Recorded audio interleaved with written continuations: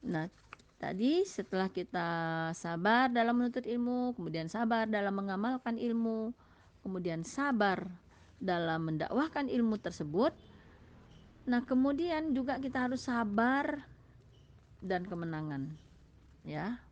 Syekh Muhammad bin Salih Al Utsaimin berkata, Allah berfirman di dalam surah Al-An'am ayat 34, dan sesungguhnya telah didustakan pula rasul-rasul sebelum kamu, akan tetapi mereka sabar terhadap pendustaan dan penganiayaan yang dilakukan terhadap mereka sampai datang pertolongan Allah kepada mereka. Tak ada seorang pun yang dapat merubah kalimat-kalimat janji-janji Allah. Dan sesungguhnya telah datang kepadamu sebagian dari berita rasul-rasul itu. Semakin besar gangguan yang diterima, niscaya semakin dekat pula datangnya kemenangan. Dan bukanlah pertolongan atau kemenangan itu terbatas pada saat seseorang dai masih hidup saja, ya. Jadi banyak sekali ujian-ujian. Jadi ini memang sudah dikatakan dari zaman Rasulullah dulu, ujian kesabaran ini sudah banyak sekali, ya. Uh, Artinya walaupun kita bisa menghadapi itu, ya, walaupun pada saat Rasulullah dulu bisa menaklukkan kembali Mekah, ya, Fathul Mekah. Nah, dalam hal ini dia juga harus sabar. Setelah merasakan dia menang, dia juga harus sabar. Kenapa? Ujian-ujian begitunya banyak. Banyak sekali ujian-ujian berikutnya yang terjadi, ya. Ujian dari nabi-nabi palsu, ya, ujian dari orang-orang yang mengingkari janjinya dan lain sebagainya. Nah, tapi ingat, semakin besar gangguan yang diterima ini berarti semakin dekat pula kemenangan yang akan datang. Nah, apalagi kadang-kadang ujian-ujian kesabaran ini terus sampai kita meninggal dunia.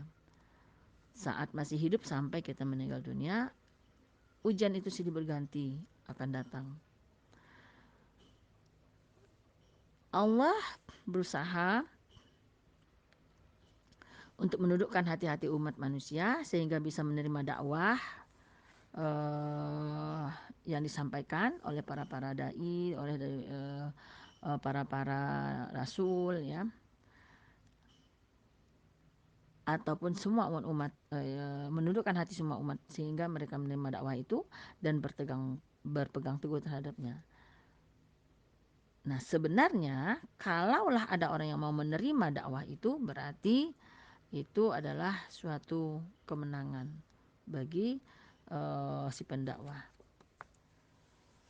Maka wajib juga dalam menghadapi dakwah ini harus bersabar dalam melancarkan dakwahnya dan tetap konsisten dalam menjalankannya. Kesabaran ini tidak ada batasnya dalam menjalani agama Allah ini. Dalam keadaan apapun, sabar ini memang harus ada.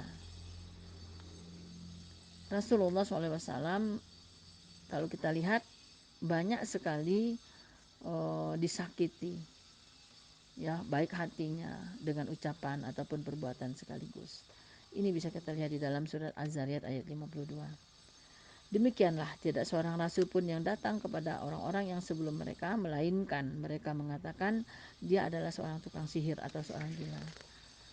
Nah, ini juga dapat ujian ini dari orang-orang kafir, ya, kepada nabi kita. Kemudian juga di dalam surah Al-Furqan ayat 31, dan seperti itulah telah kami adakan bagi tiap-tiap nabi musuh dari orang-orang yang berdosa, dan cukuplah Tuhanmu menjadi pemberi petunjuk dan penolong. Namun hendaklah para dai itu sabar, tabah dalam menghadapi itu semua. Nah, yang paling penting kita adalah bersabar di atas Islam. Banyak kisah-kisah orang yang sabar. Ada kisah Bilal bin Rabah yang tetap berpegang teguh dengan Islam walaupun dia merasakan siksaannya pada saat dia ditindih batu oleh majikannya di padang pasir yang panas luar biasa. Siksaan itu memang kelihatan tidak berberi kemanusiaan, tapi Bilal bisa menghadapinya dengan sabar, ya. Demikian juga yang dialami oleh Ammar bin Yasir dan keluarganya. Dia melihat ibunya Sumayyah disiksa dengan cara yang sangat keji, sehingga matilah sebagai muslimah pertama yang syahid di jalan Allah. Kita lihat lagi keteguhan hati Sa'ad bin Abi Waqqas radhiyallahu an, yang dipaksa oleh ibunya untuk meninggalkan Islam sampai-sampai ibunya bersumpah mogok makan dan minum, bahkan tidak mau mengajaknya bicara sampai mati. Namun dengan tegas Sa'ad bin Abi Waqqas mengatakan, "Wahai ibu, demi Allah, andai kata ibu memiliki 100 nyawa kemudian satu persatu keluar, sedetik pun Anda tidak akan meninggalkan agama ini.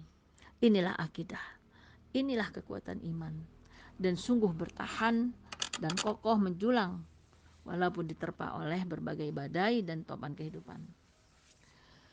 Dari sekian banyak cobaan, ketahuilah sesungguhnya cobaan yang menimpa kita pada hari ini, baik yang berupa kehilangan harta, kehilangan jiwa, kehilangan saudara tercinta, kehilangan tempat tinggal, kekurangan bahan makanan, itu semua jauh lebih ringan daripada cobaan yang dialami oleh salafus soleh dan para ulama pembela dakwah tauhid di masa lalu.